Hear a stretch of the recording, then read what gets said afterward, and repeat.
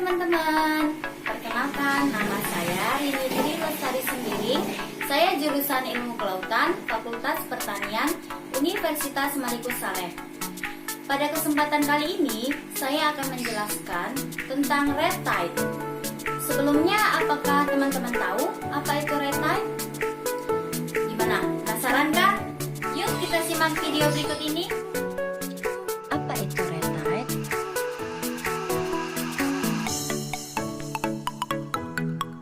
Red tide adalah fenomena alam di mana air laut berubah warna menjadi merah, biru, coklat, kuning, dan hijau yang disebabkan oleh ledakan populasi fitoplankton.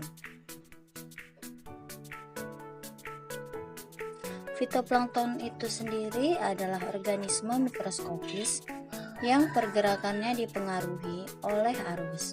Fitoplankton pada kepadatan 200 sel per mililiter untuk jenis-jenis yang berukuran besar biasanya sudah memberi warna-warna pada air laut.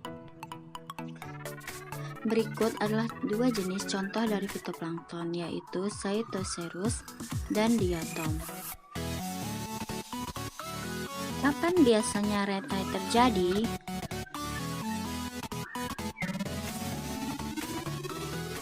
Red tide umumnya terjadi pada bulan Agustus sampai Februari di pantai dengan perairan hangat. Fenomena red tide terjadi kira-kira 5 tahun sekali sesuai dengan siklus badai yang terjadi di laut.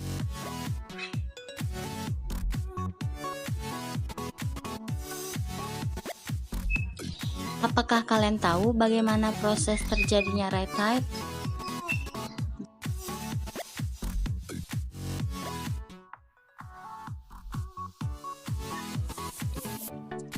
Red tide umumnya terjadi pada perairan yang mengalami penyuburan yang sangat tinggi.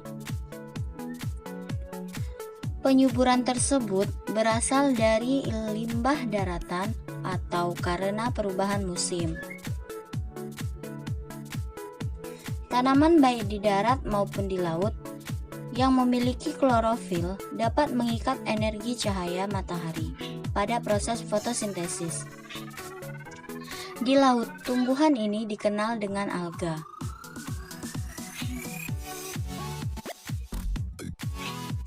Secara morfologi, alga dibagi dalam dua kelompok, yaitu tumbuhan makrokopis atau rumput laut dan tumbuhan mikroskopis yang dikenal dengan fitoplankton. Fitoplankton memiliki sifat khas, yaitu dapat berkembang secara berlipat ganda dalam jangka waktu yang singkat, tumbuh rapat, melimpah, dan terhampar luas. Selain itu juga, fitoplankton penyebab red tide memiliki sifat fototaksis positif, yaitu bergerak ke arah datangnya cahaya. Selain itu juga, pergerakan massa air dari satu tempat ke tempat yang lain dan dari bawah ke permukaan air juga dapat menyebabkan red tide.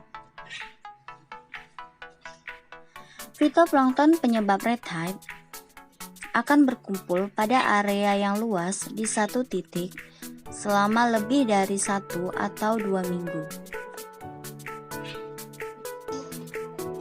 Tahukah kalian fitoplankton penyebab red tide dan dampaknya terhadap manusia dan perikanan?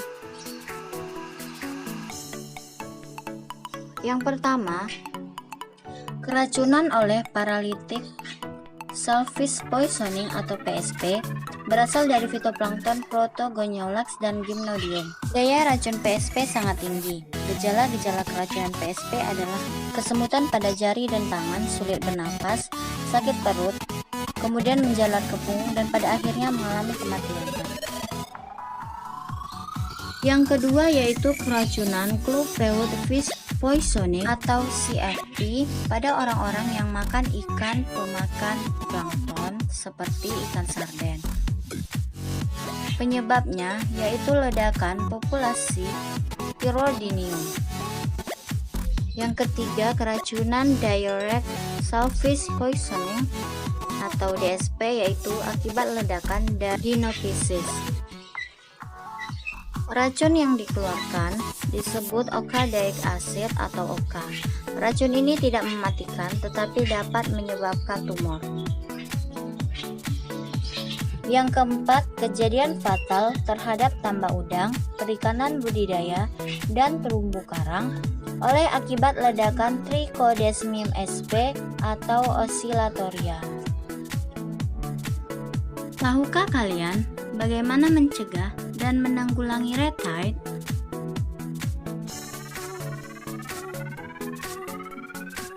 Yang pertama,